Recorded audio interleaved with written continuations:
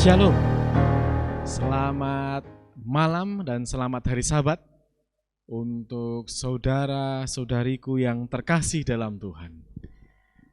Senang kita boleh bertemu kembali di dalam renungan pada malam hari ini. Dan sebelum kita bersama-sama mempelajari akan firman Tuhan, mari kita tunduk kepala memohon hikmat Tuhan menyertai kita. Kita berdoa.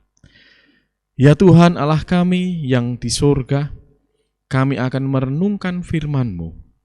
Kami mohon kiranya Roh Kudus Tuhan mengurapi kami, memberikan hikmat sehingga kami boleh mengerti apa yang Tuhan sampaikan melalui firman-Mu pada malam hari ini.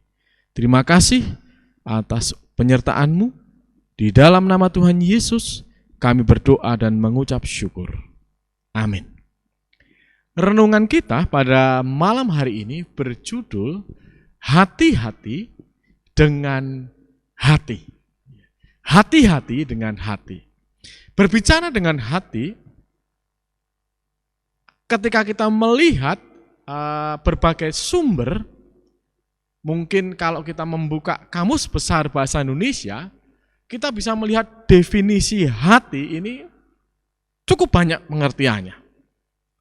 Mulai dari sisi anatomi manusia, kemudian ke banyak hal. Ya. Banyak definisi di situ.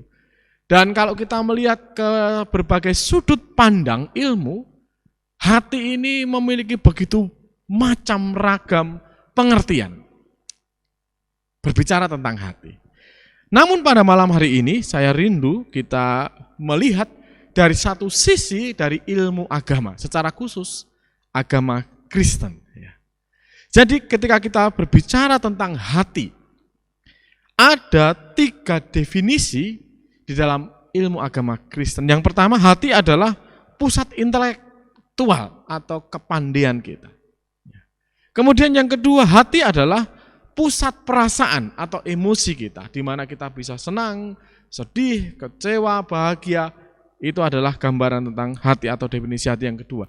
Yang ketiga, definisi hati adalah pusat kehendak, di mana pilihan manusia itu ada di situ.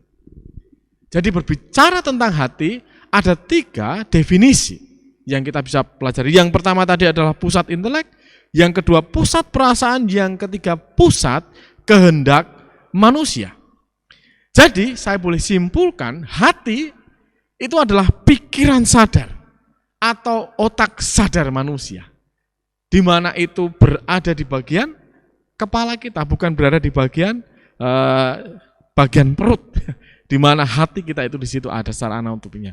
Jadi ketika kita berbicara tentang hati ini, kita berbicara tentang otak, tentang pikiran, tentang pusat dari seluruh kehidupan dari manusia ini. Kita coba lihat dalam satu kitab, dalam kitab Amsal 4 ayat yang ke-23. Raja Salomo menulis begini, jagalah hatimu dengan segala kewaspadaan, karena dari situlah terpancar kehidupan. Jaga hati dengan segala kewaspadaan. Kenapa? Saya ingin kita kembali ke permulaan dari penciptaan. Ketika Adam dan Hawa diciptakan bersama seluruh isi alam semesta ini, kemudian mereka diletakkan atau ditempatkan di satu taman yang indah, Taman Eden.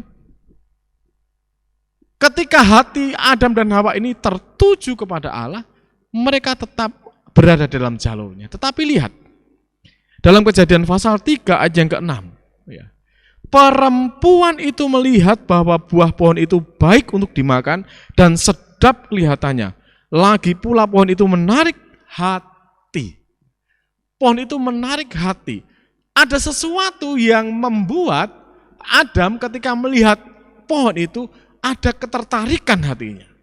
Dia mulai melihat, loh ini luar biasa sekali. Ketika dia mulai berdialog dengan ular, dengan setan itu, mulai timbul dalam hati, dalam pikirannya itu ketertarikan. Dan itu membuat dia menjadi ragu-ragu akan aturan, akan ketetapan Tuhan. Yang terjadi kita tahu, oh Hawa ambil buah itu, dia makan, dia berikan kepada Adam, dan akhirnya mereka berdosa dan binasa. Hati-hati dengan pikiran, dengan hati kita. Kemudian kita bisa melihat dalam satu kitab yang lain, dalam kitab Yakobus pasal 1 ayat yang ke-8, ya. Sebab orang yang mendua hati tidak akan tenang dalam hidupnya. Orang yang mendua hati. Banyak dari kita yang menjadi anak-anak Allah terjebak pada situasi ini. Maka ketika Tuhan Yesus menyampaikan satu nasihat kepada murid-muridnya, ya, dikatakan tidak akan bisa kita menyembah Tuhan, tetapi hati kita juga berpikir tentang mamon. Tidak akan pernah bisa hati kita mendua ketika kita melakukan penyembahan kepada Tuhan, yang lain kita berpikir kepada hal yang di luar itu. Namun kita terjebak pada situasi ini.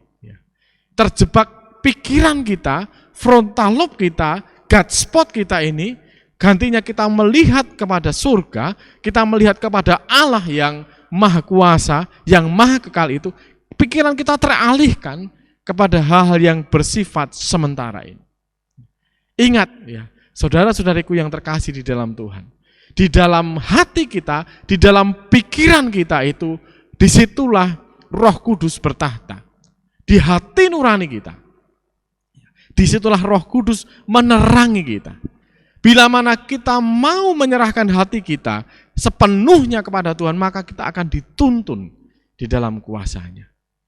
Namun setan juga tidak tinggal diam. Setan akan terus menggoda hati kita, menggoda pikiran kita. Maka saat ini kita bisa melihat kita diberikan keleluasaan pikiran kita ini. Pikiran kita ini alam semesta yang sangat sulit untuk kita kendalikan kadang. Kadang kita begitu mudah terpancing dalam suasana-suasana hati, suasana-suasana pikiran yang membuat kita ini undur dari Tuhan.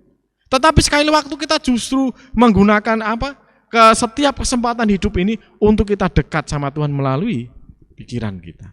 Jadi di sini kita bisa melihat bahwa hati begitu amat sangat penting, karena disitulah adalah pusat dari segala sesuatu yang ada dalam hidup kita. Disitulah di hati kita, di pikiran kita, di otak kita inilah Tuhan bertahta. Tuhan menyatakan kehendak-Nya. Kalau kita membaca dalam kitab Markus pasal yang ke-12 ayat yang ke-30, ini berkaitan dengan perintah yang terutama. Apa dikatakan? Markus pasal yang ke-12 ayat yang ke-30.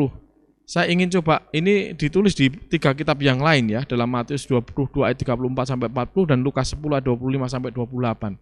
Dalam kitab Markus pasal 12 ayat yang ke-30 dikatakan, kasihilah Tuhan Allahmu dengan segenap hatimu dan dengan segenap jiwamu dan dengan segenap akal budimu dan dengan segenap kekuatanmu. Kalau dalam kitab Matius pasal yang ke-22, secara khusus di ayat yang ke-37 dikatakan, kasihilah Tuhan Allahmu dengan segenap hatimu dan dengan segenap jiwamu dan dengan segenap akal budimu. Semuanya merujuk kepada pikiran kita. Semuanya menuju kepada otak kita. Semuanya menuju kepada kehendak kita.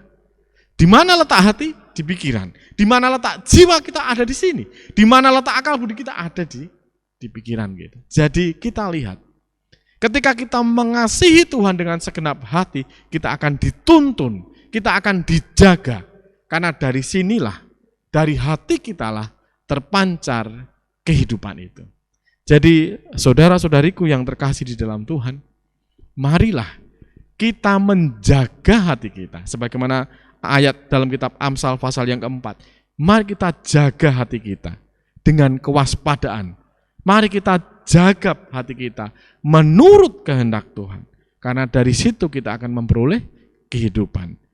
Inilah yang menjadi renungan kita pada saat ini. Kita tutup dengan doa.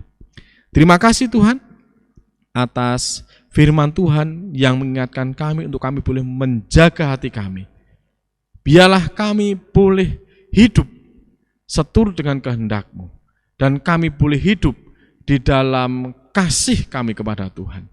Dan biarlah hati kami akan terus memandang kepada Tuhan, dan kami akan diubahkan. Terima kasih karena Engkau berkenan mendengar dan menjawab seluruh doa kami. Mohon ampun atas segala salah dan dosa kami, di dalam nama Tuhan Yesus kami berdoa dan mengucap syukur. Amin. Terima kasih, Tuhan berkati.